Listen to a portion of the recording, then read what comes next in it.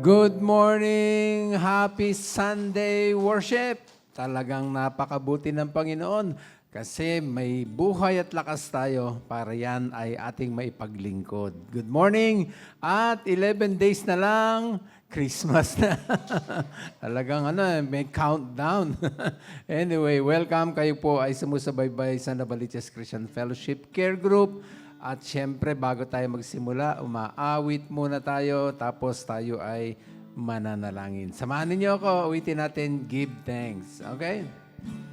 Give thanks with a grateful heart. Give thanks to the Holy One. Give thanks because He's given Jesus Christ, His Son, and now, let the weak say, I am strong.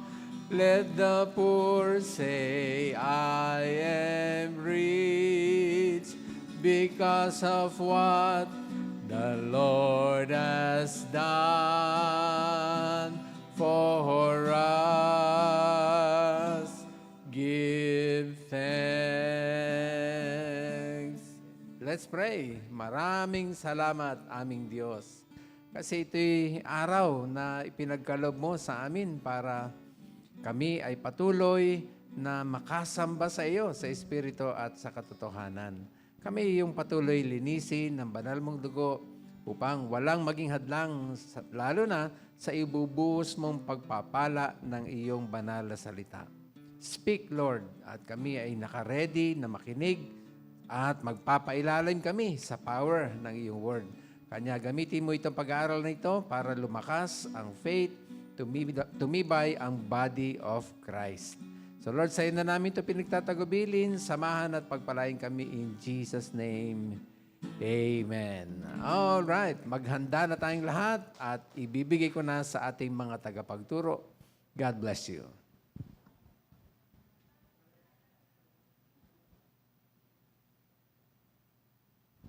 I am blessed. What a wonderful concluding thoughts for 2025. Sana you find yourself saying that, no? Na from January, February, March, hanggang sa year's end, ikaw ay pinagpala ng Panginoon at umaapaw. On Navaliches Christian Fellowship, this is what God wants for you. Tayo po ay nasa Be Worshipful, Part 57. I am Gigi Dantes. Merry Christmas, everyone!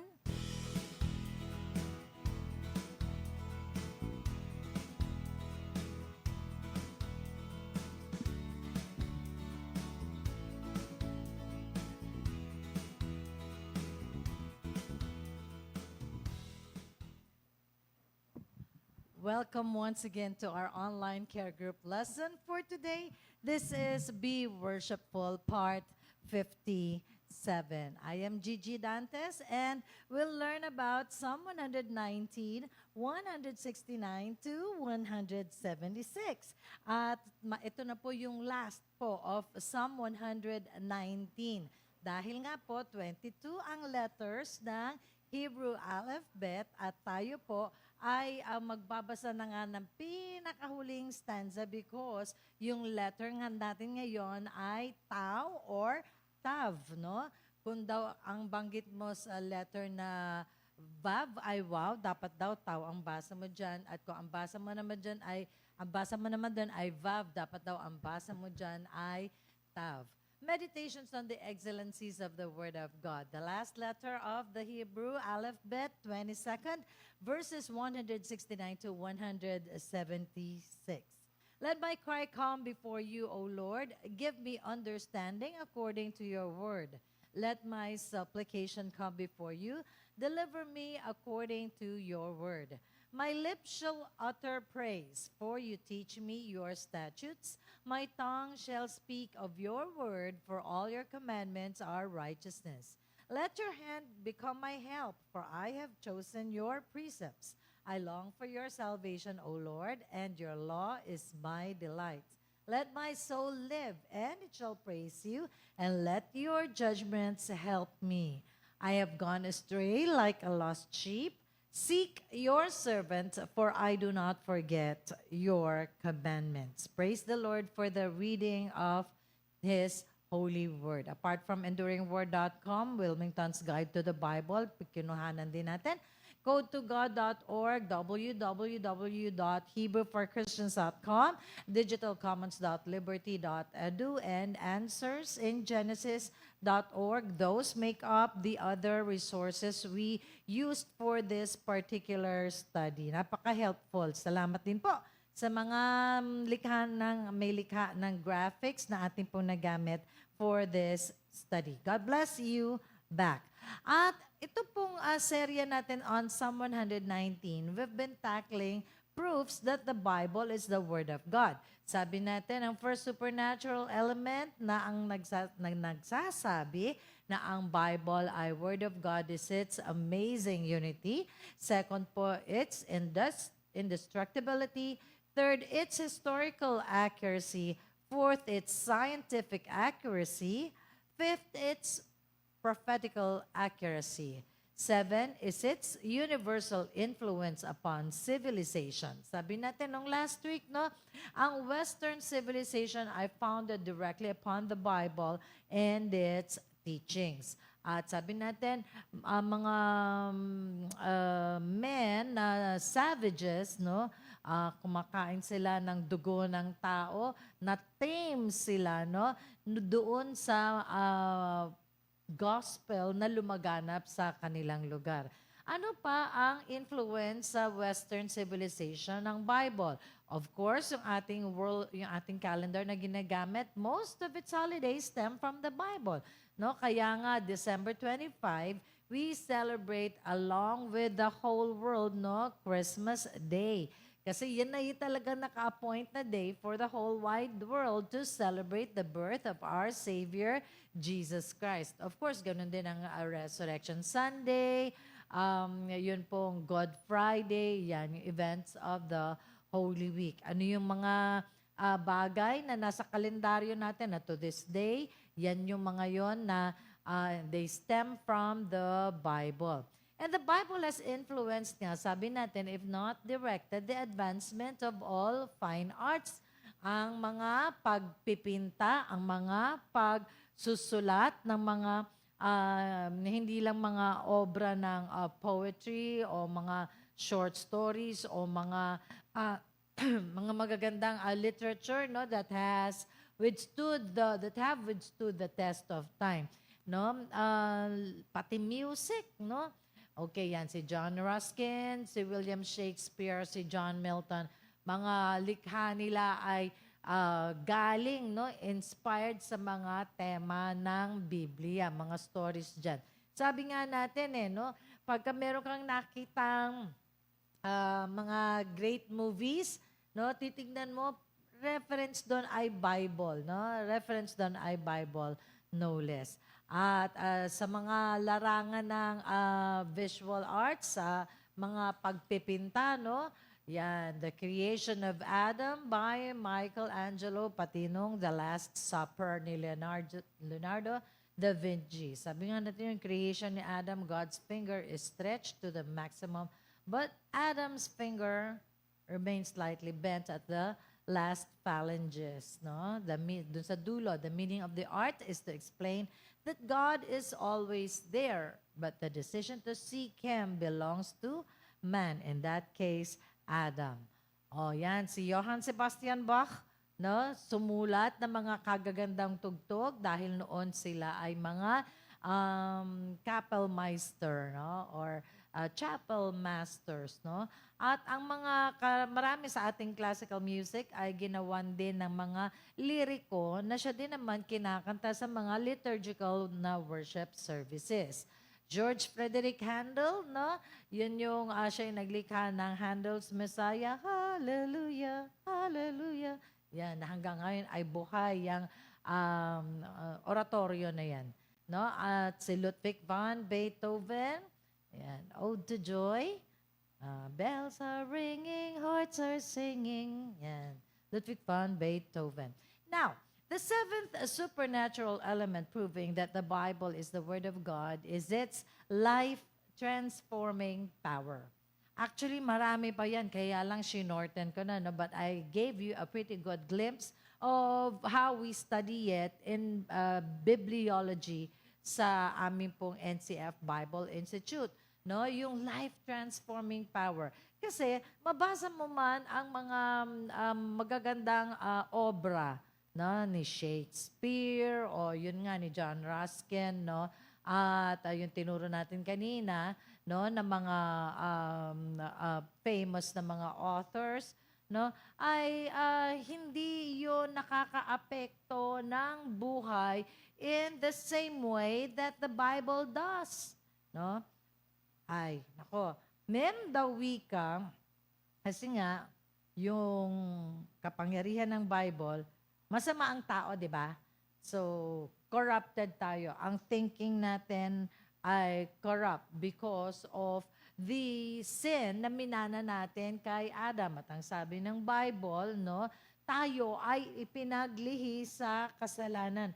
Kaya amazing ang ability ng Bible to change corrupt humanity.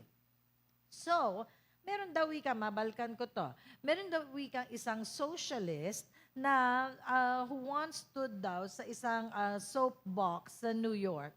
At pagkatapos, tinuro niya ang isang old ragged bum. At sabi niya, socialism will put a new suit of clothes on that old man there. Yung socialism, philosophy na pantay-pantay ang lahat ng tao. Yung dapat walang mayaman, walang mahirap, hati-hati tayo sa lahat ng kung ano meron dyan. Yun daw ang sabi ng socialist na ito.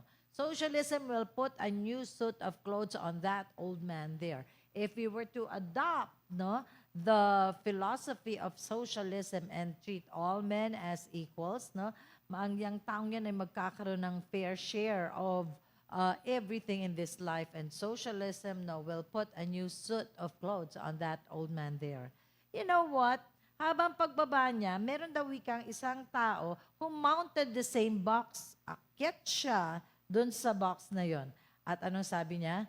The Bible will put a new man in that old suit of clothes there. Hindi ba mas maganda yon?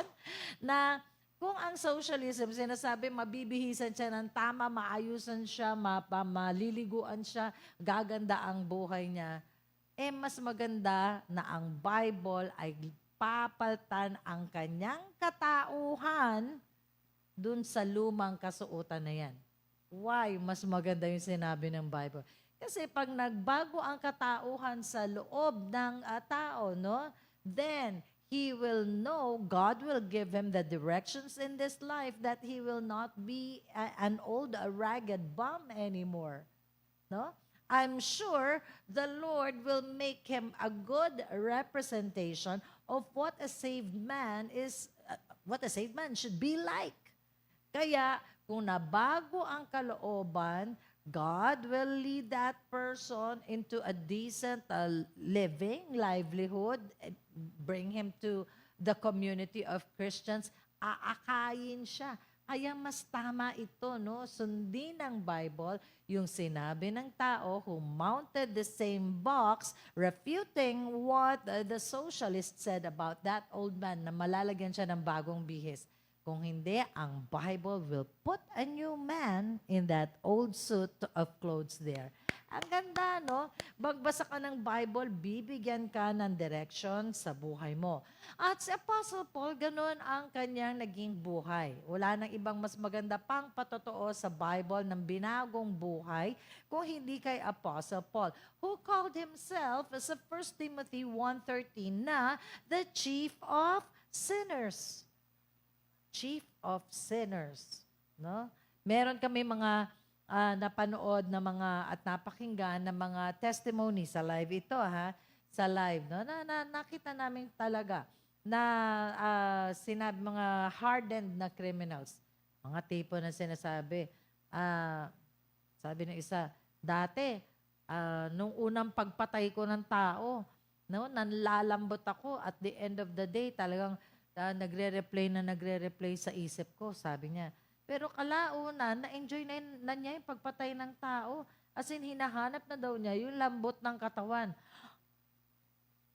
Ngayon, ano ang pinagkaiba ni Apostle Paul? When he was still Saul, no, he was the chief of sinners. Siya na yung sukdulan sa mga makasalanan. Why did he call himself such? Kasi he took care of the coats of Stephen's murderers as they stoned him. Wow!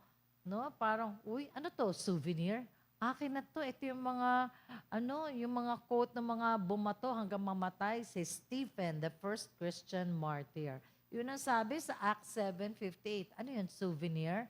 O hindi ba? Pagka meron tayong kinalulugdan na event, nagkikip tayo ng memorabilia, no? To remind us of the event and yung power na na-encounter natin dun sa event na yon. So, si Saul, ganun yung ginawa niya. He took care of the coats of Stephen's murderers as they stoned him. Next, no? Kumbaga ba hawak-hawak niya and then, siguro, can I have this? Siguro, ganun, no? I don't know, parang kung iisipin ko lang, no? Kung iisipin ko lang, no? Ganun siguro, he took pride in, sige, ito na lang maitutulong ko sa inyo. Akin na to. Next, he arrested Christians and threw them into prison. No? Sabi dyan, he beat Christians. Wow. He compelled them to use abusive language. Sa Acts 26:11, no, sinabi na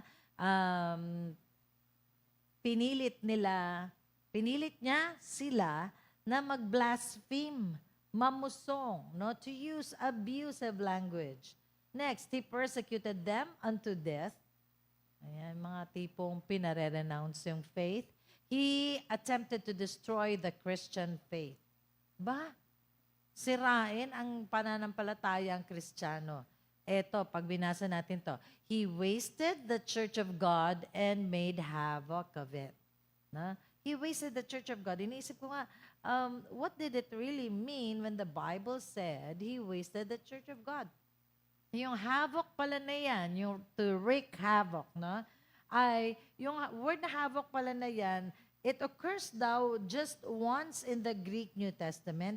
At ang pinatutukuyan ay a wild boar which charges into a vineyard and viciously uproots it. May baboy ramo. So wild.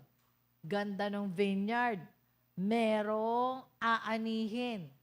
No? At pagkatapos, lumusob doon yung baboy ramo.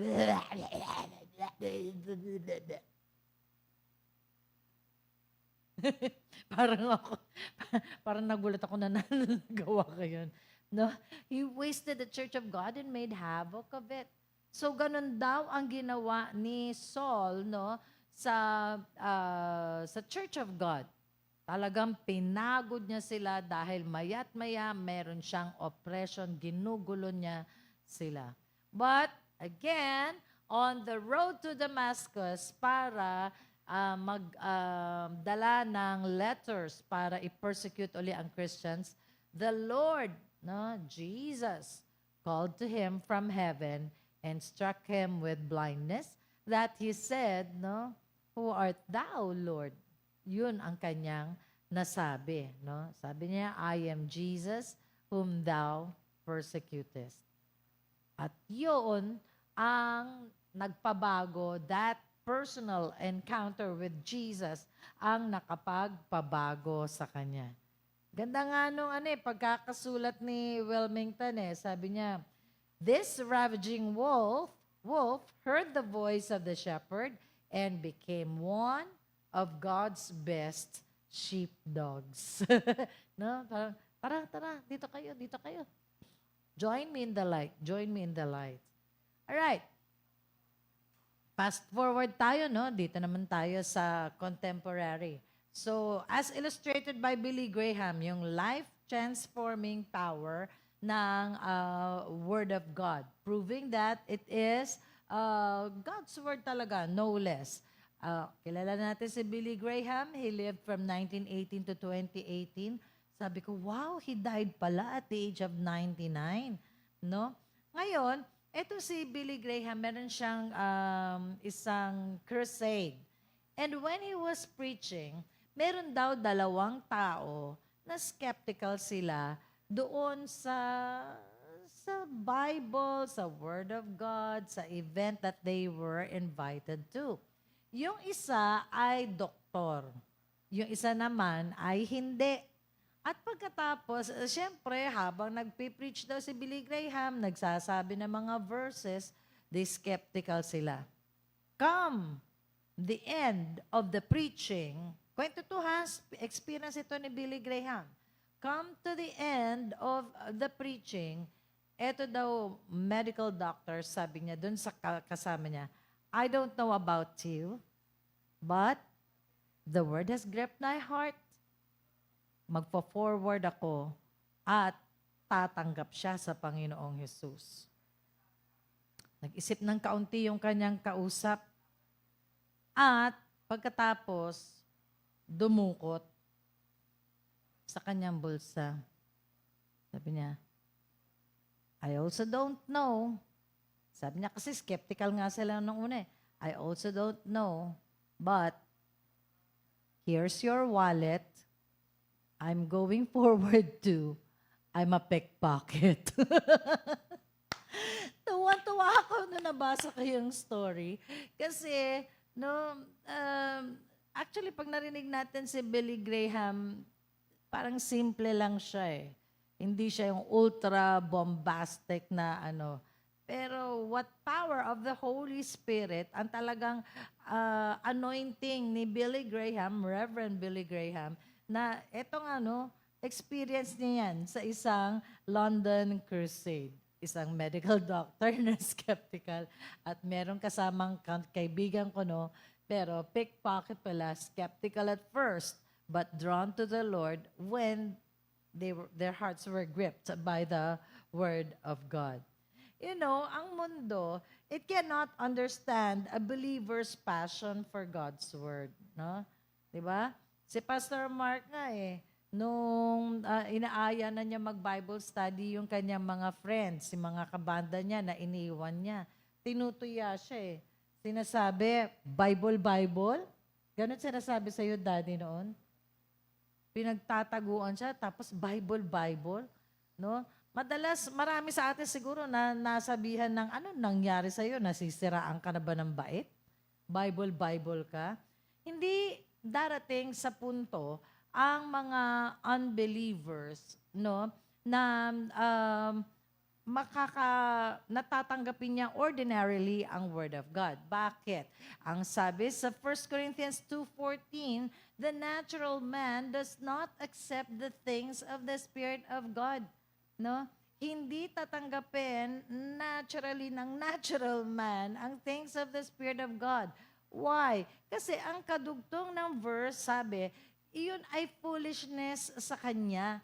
Kaya tayo ang tinatawag na baliw for reading the Word of God, for loving the Word of God. Tayo ang tinatawag na baliw, for they are foolishness to Him. And He cannot understand them because they are spiritually discerned. Ngayon ko lang fully naintindihan niyang 1 Corinthians 2:14 Because I would read it in the King James before, ang ibig sabihin ng because they are spiritually discerned, ang truths of God's Word, they are spiritually discerned. Minus the presence of the Holy Spirit, hindi mo yan maiintindihan. So, maliban sa pagpapaliwanag ng banal na Espiritu, hindi mo maintindihan ang God's Word and therefore, hindi mo yan matatanggap. Love for God's Word is what faith does. When I was writing this, sabi ng Lord sa akin, lagay mo yan. Yung pagmamahal sa salita ng Diyos, ito ay bunga ng pananampalataya. Ganito to, if we say that salvation, ang elemento ng salvation ay dalawa, repentance and faith. Okay? So, repentance is turning from sin and faith is turning to God. So, pagka tayo ay tumanggap sa Panginoon, meron tayong bagay na dati nating ginagawa na hindi na natin gagawin. Yun ang repentance. No? Pero ang pangalawang elemento ng salvation ay binigyan ka ng bagong nature. Ngayon, yung faith na yon na meron ka sa iyong loob, meron ka naman ngayon mga bagay na gagawin na hindi mo dating ginagawa. Ulitin natin na. So, repentance and faith ang dalawang elemento ng salvation. Repentance is, meron ka mga bagay na dating ginagawa na hindi mo na gagawin. Kasi nga pinagsisihan mo na, tinalikuran mo na. Whereas ang faith ay meron ka namang mga bagay na gagawin na hindi mo dating ginagawa. Di ba? Parang ano lang, ano? Parang medyo mind-boggling. Parang it's like grace and mercy, no? Parang ganon. Pero dapat intindihin natin ito, na ang pagmamahal sa salita ng Diyos ay bunga ng pananampalataya sa atin, pananampalataya natin sa ating Panginoon. Love for God's Word is what faith does.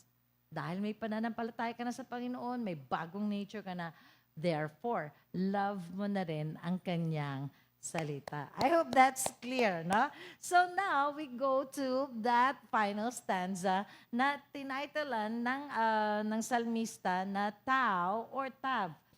It's both like that. It's Tau or Tav. Sabi ko nga kanina, kung ang basa natin sa Vav ay wow, therefore, ang banggit natin dapat sa Tau ay Tau. No? Pero kung ang banggit natin sa titik na Vav ay Vav, dapat ang banggit din natin sa Tav ay Tav. No? Parang nakakilito talaga. Parang ang hirap ng mag-aral ng Hebrew. Pero maganda na sa ating care group lesson ay nag-aaral tayo kahit papaano meron tayong konting knowledge about the Hebrew language. Alright, di ba yung pinag-aralan natin nung last time, shin at saka sin. Sabi natin, yung shin, yung titik na ganon, pag nasa kanan yung dulo, ang banggit sa kanya ay shin. No? Pag nasa kaliwa naman yung tuldok, ay sin naman ang banggit sa kanya. At sabi natin, meron pagkakaiba yan, di ba? So, pag nasa kanan, kindness. Pag nasa kaliwa, judgment. Ako, kung malabo-labo yata ang mata mo, parang hindi pwede, no? Kasi kailangan keen ka, makaspot ng nung dot na yon. Meron sila ding tawag sa Hebrew kung ano may tawag dyan sa dot na yan. Alright, so eto na nga, 22 letters, Aleph, Bet, read with me. Aleph, Bet, Gimel, Dalet, He, Vav. Okay, Zayin, Ket, Tet, Yod, Kaf, Lamed, Mem, Nun, Samek, Ain, Pei, Tadi, Kof, Resh, Shin, and Tav. Kasi nga, Vav yung 6, and then yung gematria na 400 ay Tav. All 22 letters of the Hebrew alphabet. In Hebrew, the letter Tav means mark or sign, tanda, and represents concepts like truth, perfection, and covenant. Kasunduan, no? In Christian context, like sa atin, no? Its ancient pictograph form is interpreted as a cross, linking it to the Christian belief in the cross as a symbol of the covenant, and a mark or seal, tatak, of ownership from God through faith in Jesus. No? Ang sinisimbolo niyan, dahil tayo ay sa ating mga Christian daw, ang simbolismo niyan, dahil tayo ay tumanggap sa Panginoon, tayo ay may seal of ownership. Tayo ay meron tatak, tanda na tayo ay anak ng Diyos sa pamamagitan ng ating pananampalataya sa ating Panginoon.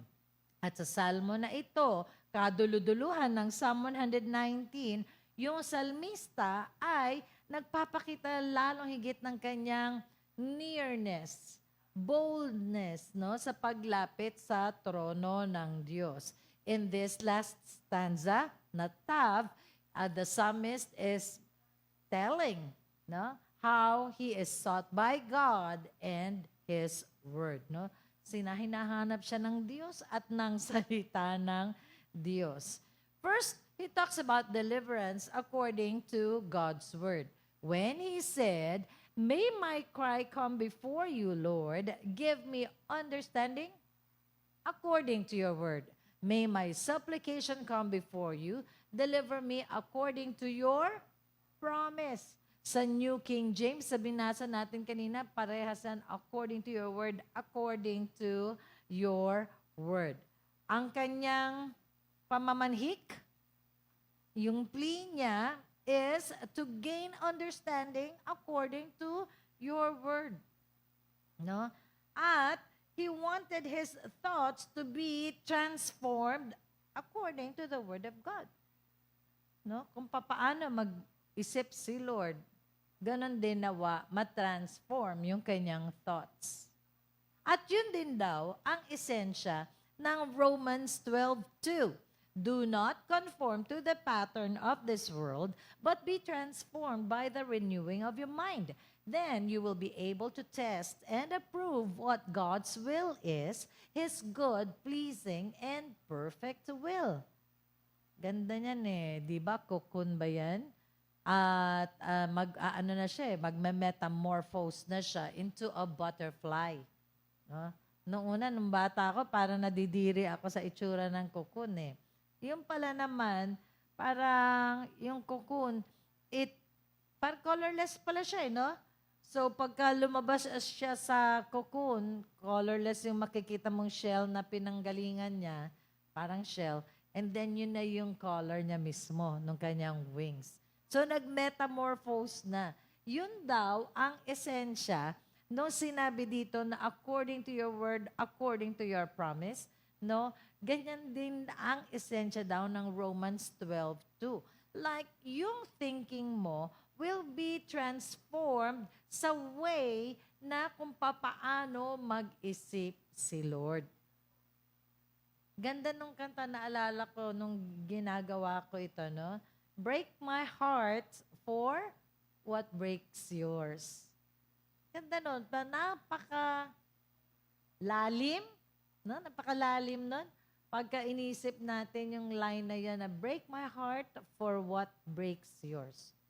Basagin mo po ang puso ko sa kung anong bumabasag na iyong puso. Which means you're on the same page with God. Parehas kayo ng iniisip, parehas kayo ng tinitibok ng puso.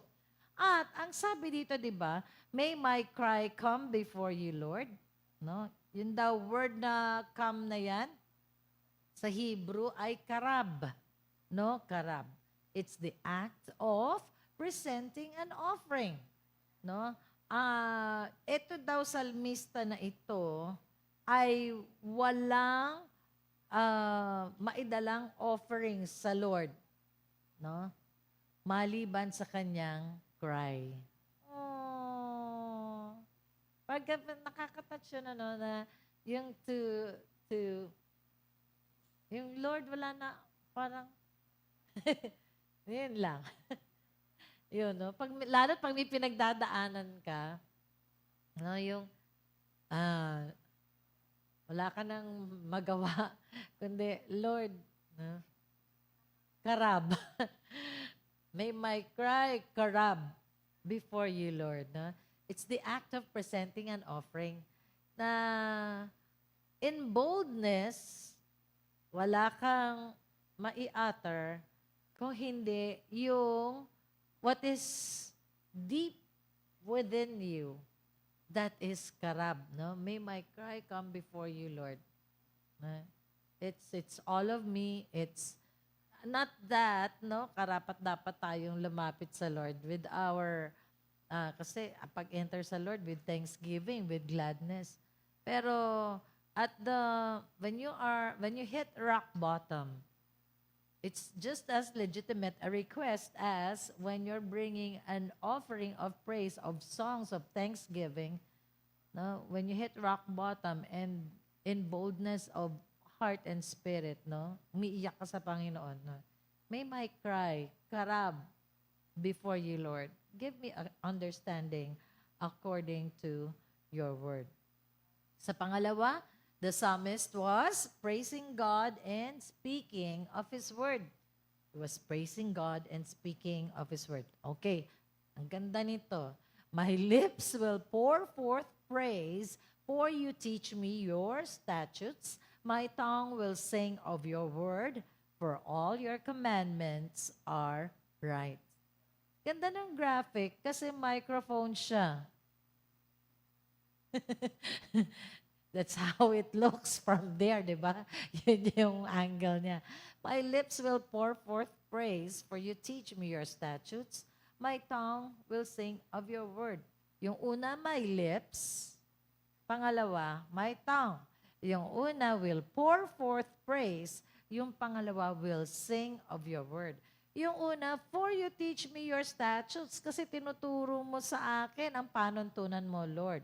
Sa pangalawa, for all your commandments are right or are righteousness. Ganda nito eh. Kasi he wanted his words parehas, no? Sa lips at saka sa tongue, no?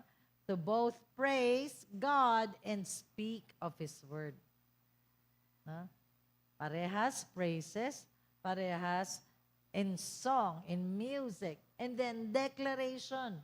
To both praise God and to speak of His word. Salmista nga eh. So therefore, song, no? Therefore, aawitin, pero hindi lamang aawitin kung hindi sasalitain. He knew that often words are either wicked or vain or both. No? Alam niya eh. No, words are vain or yun nga, wicked, no?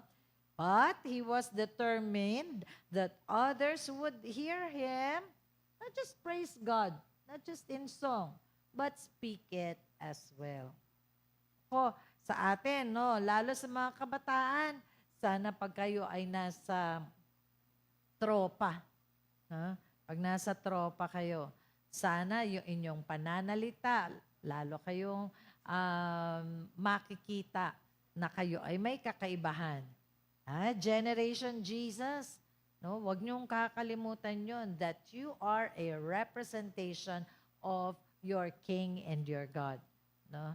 Even sa words niyo, hayaan niyong mamutawi. Praise the Lord. Ay di ba sabi nga natin nung last time, sabi nung salmista, 7 times a day I praise you. Sana vocal na ang ating pagpupuri. Sabi niya, my lips will pour forth praise, for you teach me your statutes. My tongue will sing of your word, for all your commandments are right. Alam niyo po, his lips could praise God because they had been taught His word. Sabi niya, no? For you teach me your statutes. Nasasalita ko sapagkat itinuturo mo sa akin ang iyong panuntunan.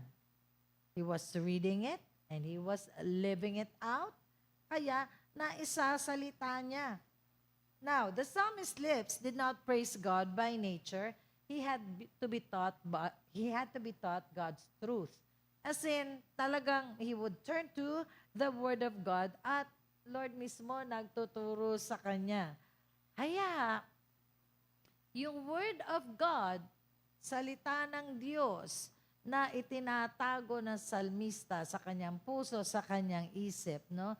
It informed his praise. Yung praise ng salmista, it was intelligent.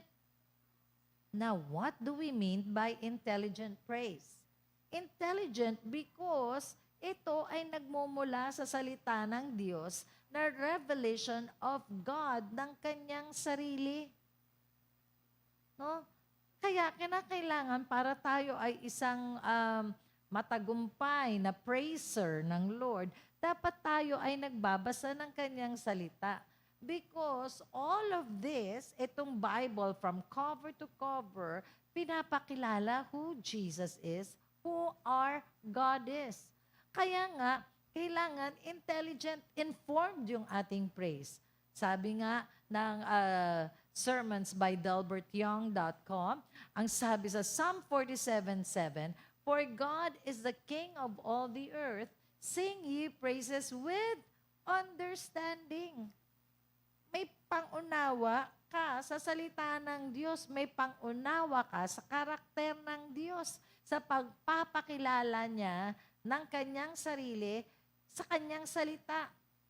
Sing ye praises with understanding.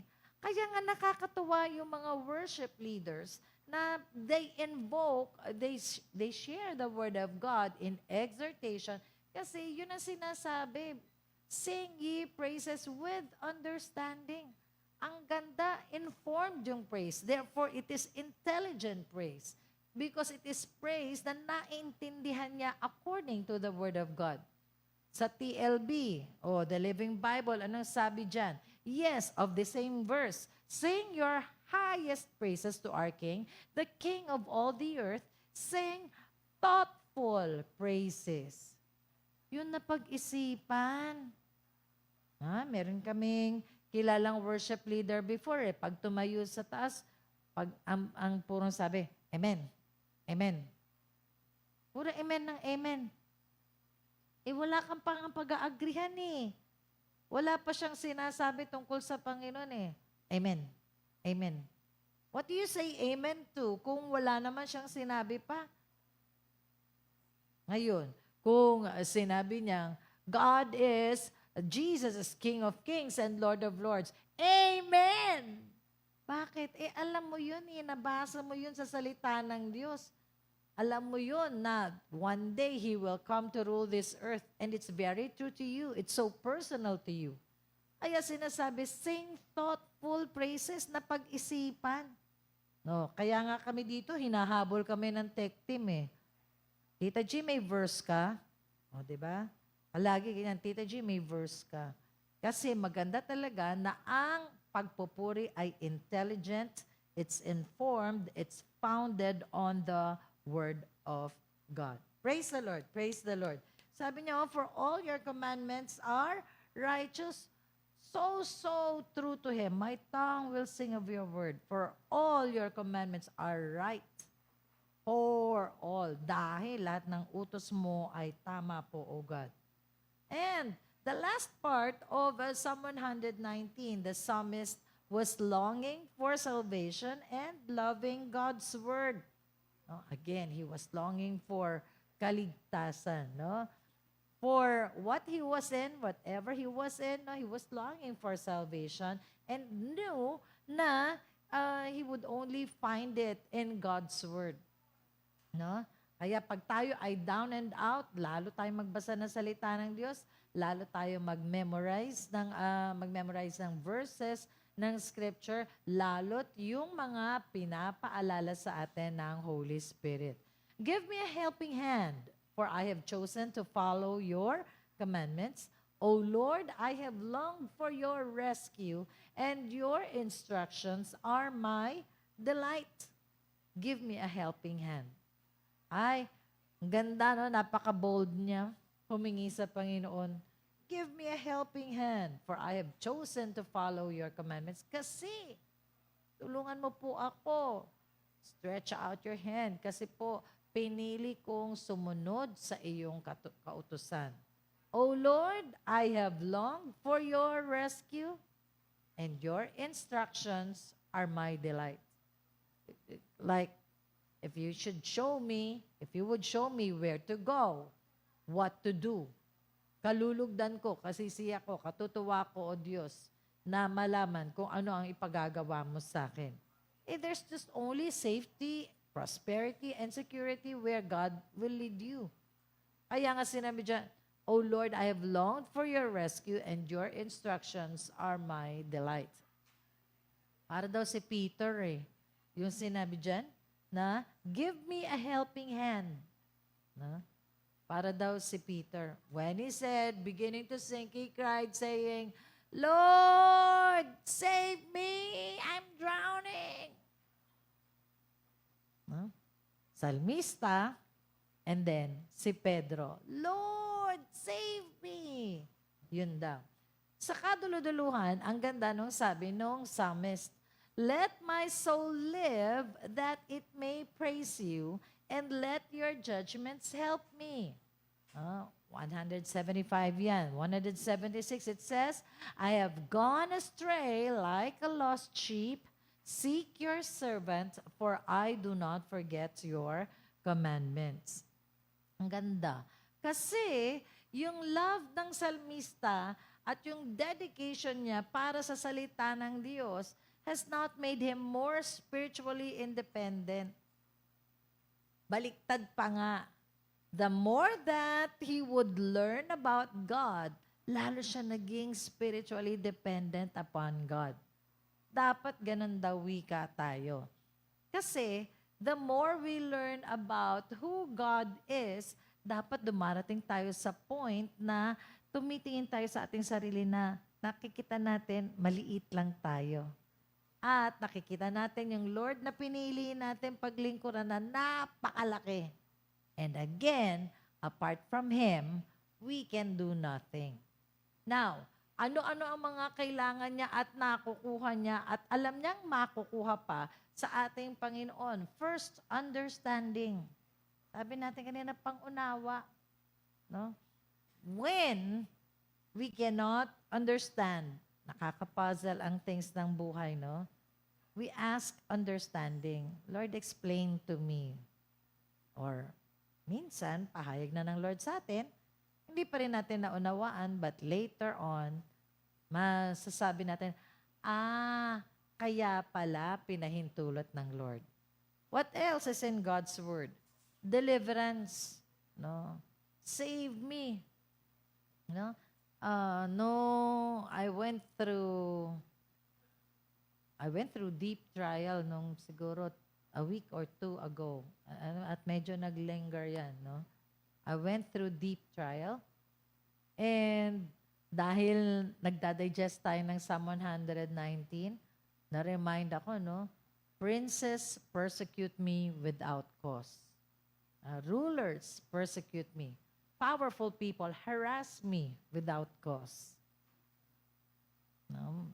But I trust in your word, mga ganon. Nire-recite ko sa sarili ko. God's deliverance came. Huh? Hindi pa kumpleto. Pero somehow, nandun na, naitawid na, siguro mga 70% na. Huh? There's deliverance in God's word.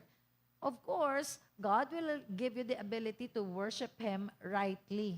Kasi nga, pag ipinakilala niya yung kanyang sarili, then you are informed and therefore you can praise intelligently. No? Kasi may mga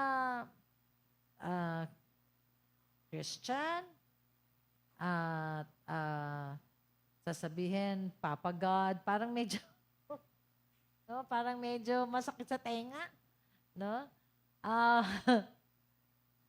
Pasensya na po pero maganda talaga yung names of God, kung papaano sila pinakilala ng mga authors ng Bible. Dapat yun yung mga names by which we would call God. No? Abba, Father. Si Jesus, ang dami, no? King of Kings, Lord of Lords, Zador, the Shepherd, ang dami. No? Ang Lord natin, ang God natin, Jehovah Jireh. Kailangan we stick close to the Word. Because nandoon yung ability to worship Him ng tama, informed and intelligent. And lalo na, pag nagbabasa tayo ng Bible, God gives us the power to live an upright life, matuwid na buhay. No? Kasi hindi ka patatahimikin ng udyok ng banal na spirito pagka meron kang ginawang mali. Until you have asked forgiveness for it or made restitution for it. At ang dulo na sinasabi ng Psalm 119 verse 175, God in His Word gives us the strength to persevere in that upright life. No? Strength to persevere. Kasi nga mahirap tong mundong ito no? So if we have made a commitment to live an upright life, God's Word will keep us from falling. God's Word will help us keep our promise of living an upright life. At I'm sure, tayo ay magiging matatag sa buhay just like those in the Bible na pinamuhay ang salita ng Diyos. Thank you, Jesus. Napakasarap, Panginoon, na dumating kami. Nandito na kami sa last month of the year, Lord God. Still, kumakapit pa rin kami sa iyong salita. Still, nag-grow pa rin po kami. Still, napapagyaman na aming puso. Still, napapagtibay kami in this life. Thank you, Lord, sapagkat hindi mo kami pinababayaan. We feel you close every time we read your word, and we are very grateful. Panginoon, sana po kami ay patuloy na magiging sensitive sa iyong instruction, where to go, what to do, how to go about things. Kasi Panginoon, ang word mo po ay foolproof at Lord, therein is the secret, Lord God, to successful living. Panginoon, kayo po ang patuloy na mag-enrich sa amin sa susunod namin activities sa worship. Be blessed too, Lord, with our praises and worship. In Jesus' name, amen. Thank you very much, everybody, for joining me today sa online care group lesson. Naku po, wala tayong online care group lesson next week because it's gonna be our Christmas party, December 21, dito sa church. But I'll see you again sa year's end, December 28. I am Gigi Dante. Sana po ay tune in kayo sa ating worship. That's going to come next. God bless you and Merry Christmas!